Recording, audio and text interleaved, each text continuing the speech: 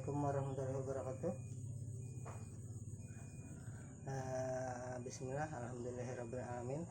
Hari ini kita bertemu lagi dalam pelajaran PKN. Mudah-mudahan kalian selalu semangat untuk menuntut ilmu, tetap bahagia dan selalu disehatkan badan. Oke. Untuk hari ini dulu Bapak mengucapkan selamat Hari Guru dengan temanya adalah bangkitkan semangat, wujudkan merdeka belajar. Oke.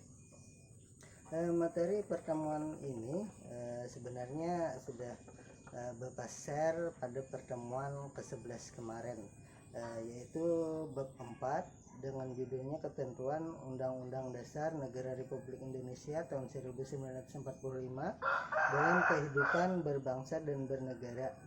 Nah, nanti kita akan membahas di situ ada wilayah negara Kesatuan Republik Indonesia, ada kedudukan warga negara, kemerdekaan beragama dan kepercayaan, dan yang terakhir sistem pemerintahan dan keamanan atau bela negara. Tapi karena terlalu banyak, untuk hari ini kita cuma membahas satu saja, yaitu tentang wilayah negara Kesatuan Republik Indonesia.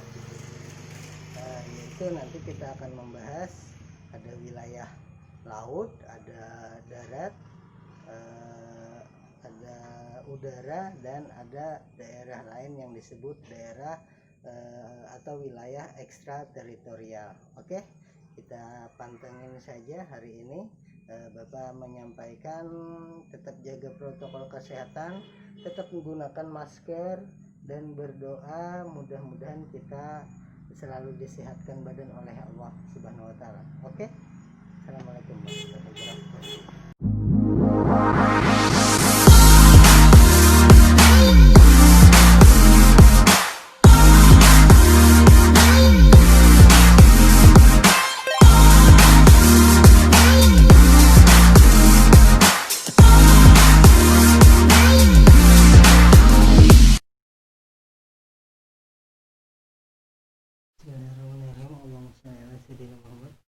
Ya, hari ini seperti apa yang saya sampaikan tadi, kita akan membahas bab 4 Ketentuan Undang-Undang Negara Republik Indonesia tahun 1945 dalam kehidupan berbangsa dan bernegara.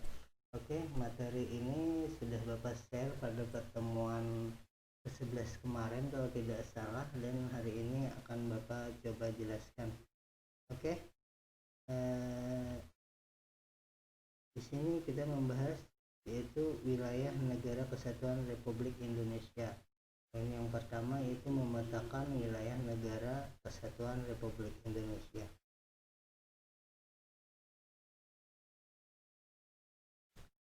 Indonesia adalah negara kepulauan. Hal itu ditegaskan dalam pasal 25A Undang-Undang Dasar Negara Republik Indonesia tahun 1945 yang menyatakan bahwa negara Kesatuan Republik Indonesia adalah sebuah negara kepulauan yang berciri Nusantara dengan wilayah yang batas-batas dan hak-haknya sudah ditetapkan oleh undang-undang.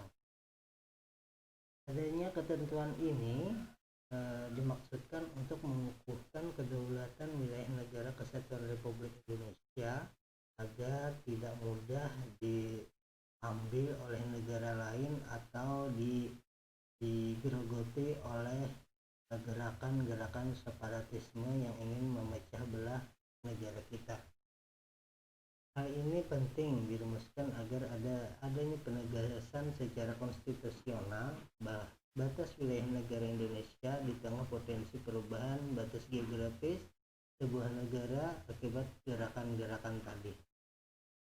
Istilah Nusantara ini dalam ketentuan tersebut dipergunakan menggambarkan bahwa negara kita itu adalah negara dengan wilayah perairan dengan gugusan pulau-pulau yang terletak di antara Samudra Pasifik dan Samudra Indonesia, serta di antara benua Asia, dan di bawahnya ada benua Australia. Sebagai warga negara Indonesia tentunya kita langkah baiknya bersyukur kepada Tuhan Yang Maha Esa bahwa negara kita ini adalah negara kepulauan terbesar di dunia. Kita bayangkan luasnya saja ada sekitar 5.180.053 km persegi yang terdiri atas wilayah daratan seluas 1.922.570 km persegi dan wilayah lautannya sekitar 3.257.483 km persegi. Di wilayah seluas itu tersebar sekitar 13.466 pulau yang terbentang dari Sabang sampai Merauke. Oke. Sesuai dengan hukum laut internasional yang telah disepakati oleh PBB tahun 1982, wilayah laut Indonesia dapat dibedakan menjadi 3 macam. Yang pertama itu ada istilahnya zona laut teritorial. Batas teritorial ini antara garis hayal sekitar berjarak 12 mil laut dari garis dasar ke arah laut lepas.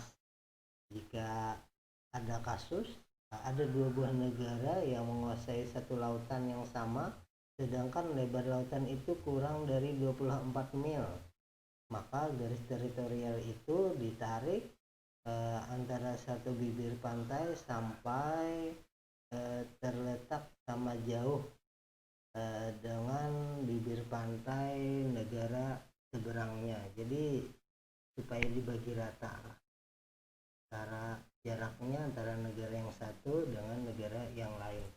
Sebuah negara mempunyai hak kedaulatan sepenuhnya sampai batas laut teritorial, tetapi mempunyai kewajiban menyediakan alur pelayaran lintas damai baik di atas maupun di bawah permukaan laut agar jalur dagang, jalur transportasi bisa digunakan oleh negara lain. Ada juga yang namanya zona landasan kontinen. Landasan kontinen ini ialah dasar laut yang secara geologis maupun morfologi merupakan lanjutan dari kontinen benua. Kedalaman lautnya kurang lebih dari 150 meter. Indonesia terletak pada 2 buah landasan kontinen, yaitu kontinen Asia atau benua Asia dan kontinen Australia atau benua Australia.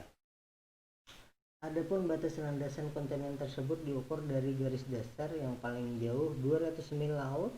Jika ada dua negara atau lebih menguasai lautan di atas landasan kontinen, maka batas negara tersebut ditarik sama jauh dari garis dasar masing-masing negara.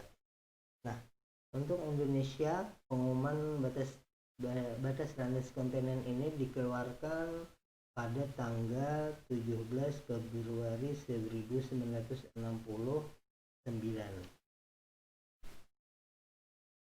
Yang terakhir untuk wilayah lautan ada zona ekonomi eksklusif atau ZEE. Sering sekali ini kita dapat.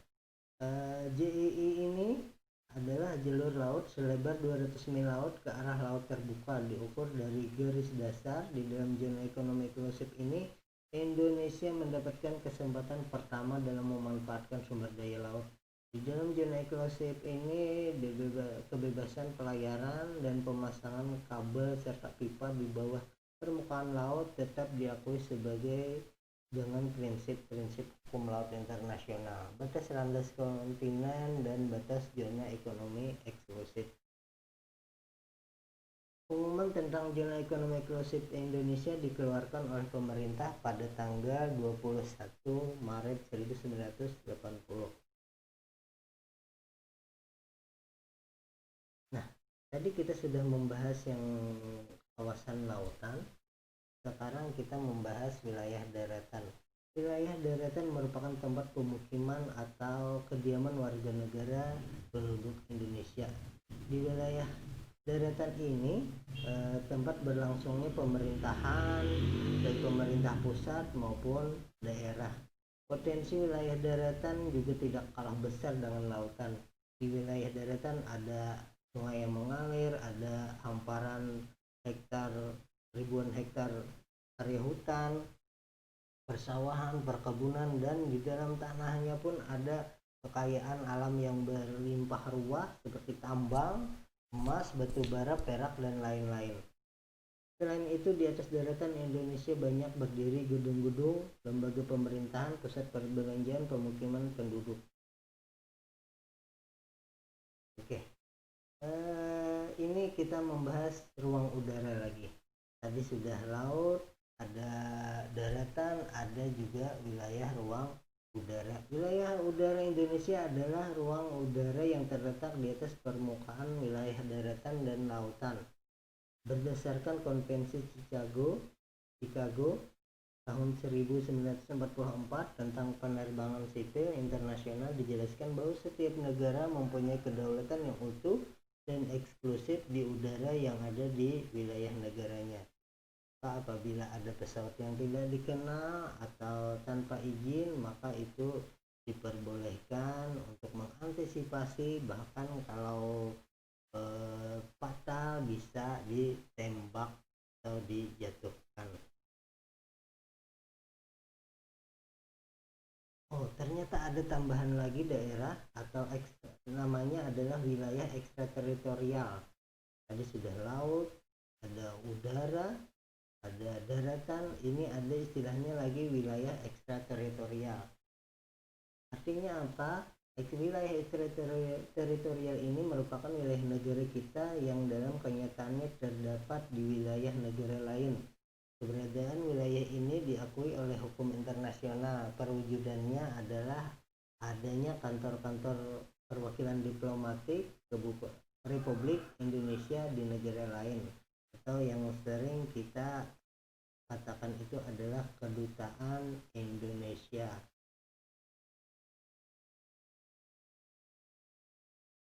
Yang berikutnya, batas wilayah negara kesatuan Republik Indonesia. Negara kita ini ada beberapa mempunyai batasan wilayah. Yang pertama itu ada batas-batas wilayah Indonesia di sebelah utara, tepatnya di atas. Indonesia berbatasan langsung dengan Malaysia bagian timur, tepatnya di sebelah utara Pulau Kalimantan. Bila Malaysia merupakan negara yang berbatasan langsung dengan wilayah darat Indonesia, wilayah laut Indonesia sebelah utara berbatasan langsung dengan laut 5 negara, yaitu Malaysia, Singapura, Thailand, Vietnam, dan Filipina. Habis itu batas-batas wilayah Indonesia di sebelah barat, atau mungkin sebelahnya Sumatera. Sebelah barat wilayah negara kesatuan Indonesia, Republik Indonesia berbatasan langsung dengan Samudra Hindia dan perairan negara India. Berikutnya lagi batas wilayah Indonesia di bagian timur. Wilayah bagian timur ini di sekitaran Papua atau Irian. Wilayah timur Indonesia berbatasan langsung dengan daratan Papua Nugini, dan perairan Samudra Pasifik. Indonesia dan Papua Nugini telah menyepakati hubungan bilateral antara kedua negara tentang batas-batas wilayah, tidak hanya wilayah daratan melainkan juga wilayah laut. Wilayah Indonesia di sebelah timur yaitu Provinsi Papua berbatasan dengan wilayah Papua Nugini. Sebelah barat yaitu Provinsi Barat dan Provinsi Sepik Barat Sedaun.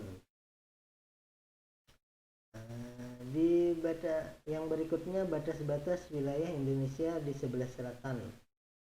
Sebelah selatan itu di bawah Pulau Jawa. Oke, Indonesia di sebelah selatan berbatasan langsung dengan wilayah darat Timur Leste, perairan Australia dan Samudra Hindia. Timur Leste itu adalah bekas wilayah Indonesia yang telah memisah sekitar tahun 1999, dan dahulu wilayah ini dikenal dengan Provinsi Timor Timur. Oke, mungkin itu saja materi dari Bapak. Yang jelas Bapak menyampaikan tetap jaga protokol kesehatan, gunakan masker, dan semangat